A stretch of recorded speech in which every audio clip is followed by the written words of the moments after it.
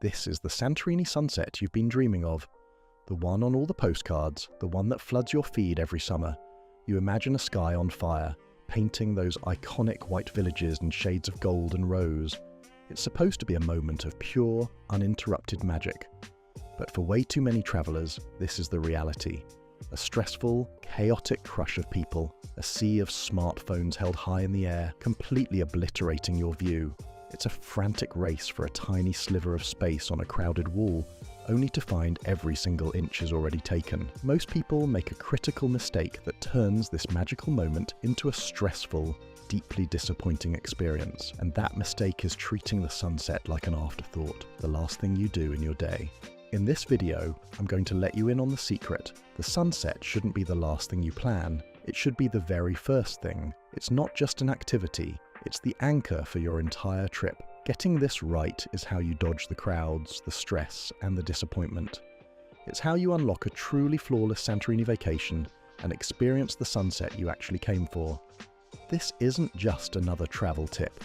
It's a complete mindset shift for planning your trip to one of the most beautiful islands in the world. The first and most important decision that will make or break your sunset experience is where you choose to stay. The mistake most people make is grabbing the cheapest hotel they can find, figuring they'll just travel to Oya for the sunset. This is a recipe for disaster. Here's why that's a terrible idea. You book a hotel on the other side of the island to save a few bucks. Come late afternoon, you decide to head to Oya. You hop in your rental car, only to hit a wall of traffic. There are no secret back roads. The main roads get incredibly congested with thousands of other people who had the exact same idea. If you take the bus, it's packed to the gills and gets stuck in the same jam. You finally arrive, stressed, sweaty, and late, only to find the famous Oya Castle viewpoint is already packed shoulder to shoulder, with people who got there hours ago. It's an awful way to experience something so beautiful. So here's the fix. Anchor your choice of accommodation to your desired sunset experience. Think of your hotel not just as a place to sleep, but as your own private sunset viewing sanctuary. You have three main strategic choices along the caldera. First, Oya. This is the village of the iconic postcard sunset. If that classic view is your non-negotiable, top priority, then staying in Oya is a game changer. Yes, it's the most expensive option, but the trade-off is huge. While thousands of people are battling traffic to get in, you're just casually strolling from your room to a viewpoint. Or even better, you're not going anywhere at all. The ultimate hack is booking a hotel with a private or semi-private terrace overlooking the caldera. Imagine sitting in your own plunge pool, a glass of local wine in hand, watching the sky explode with colour with absolutely no one standing in front of you. This is the experience that's worth every penny, but you have to book it months, sometimes even 6 months in advance. Second, immersive. Known as the balcony to the Aegean, this village is perched at the highest point of the caldera cliffs.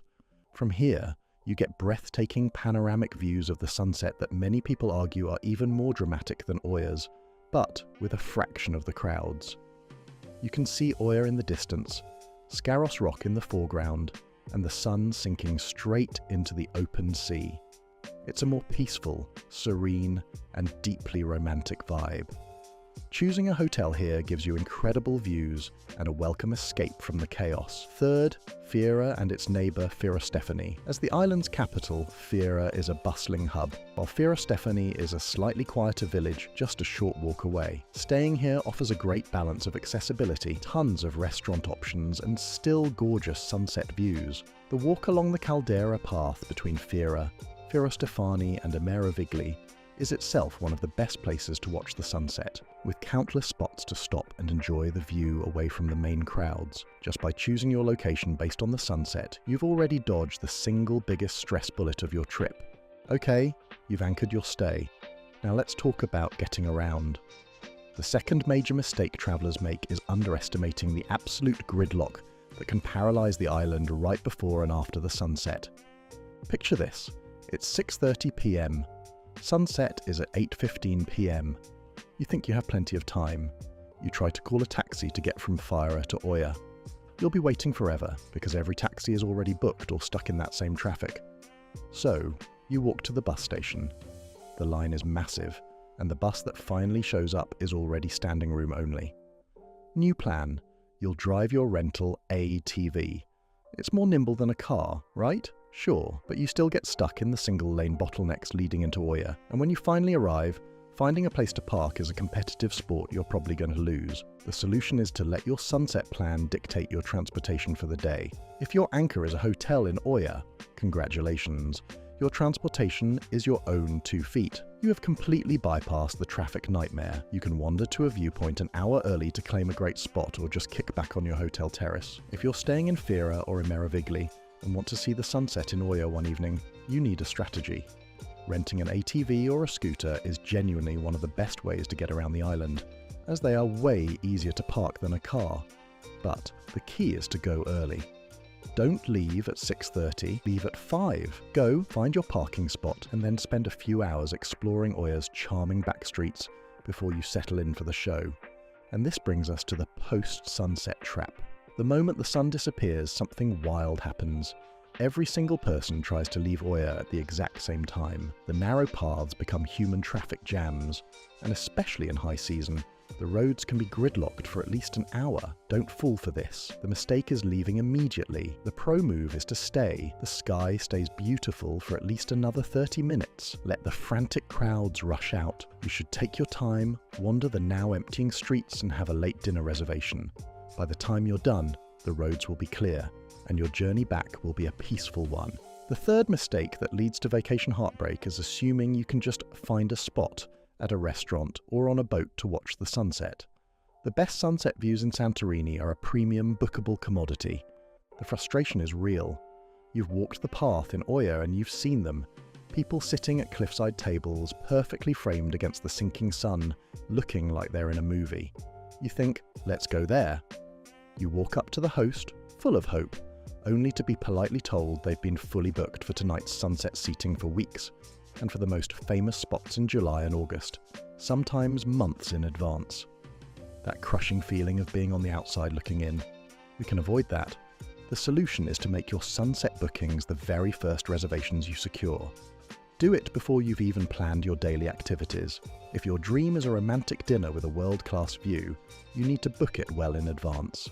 When you make the reservation, you have to specifically request a table with a sunset view, because a standard booking won't guarantee it. This dinner then becomes the anchor for your entire evening. Another phenomenal option is a sunset catamaran cruise. This is one of my absolute favorite ways to see the sunset.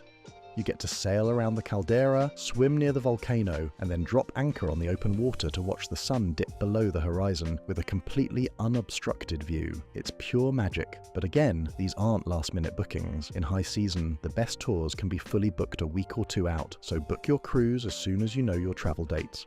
And hey, if you're finding these strategies helpful and you're already feeling less stressed about your trip, do me a favor and hit that like button. It really helps more people find this advice. By anchoring your key reservations, you're not leaving your trip's most important moment to chance. You're guaranteeing yourself a front row seat. So you've planned your Oya experience perfectly. But what if you don't want to deal with the Oya crowds at all? Or what if you're staying for a week and want a different amazing sunset view every single night? The final mistake is thinking Oya is the only place to see a spectacular sunset. This couldn't be further from the truth.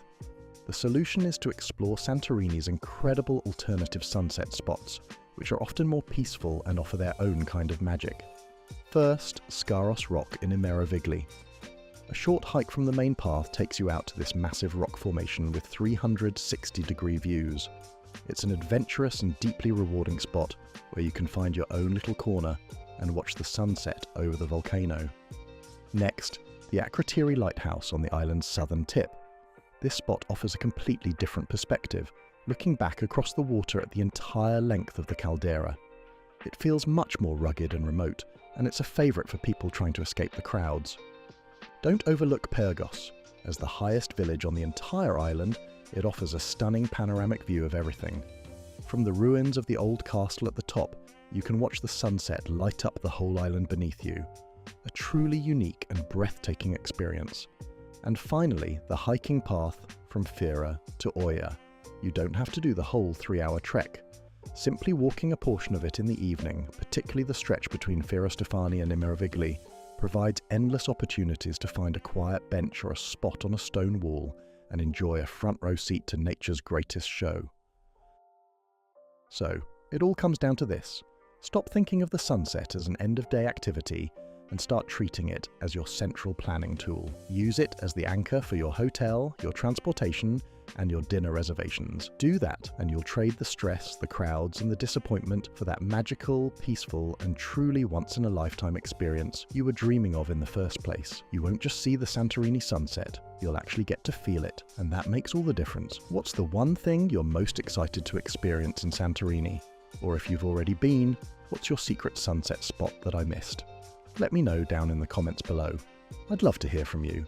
And if this guide helped you plan a smarter, less stressful trip, be sure to like this video and subscribe for more travel strategies that help you cut through the noise.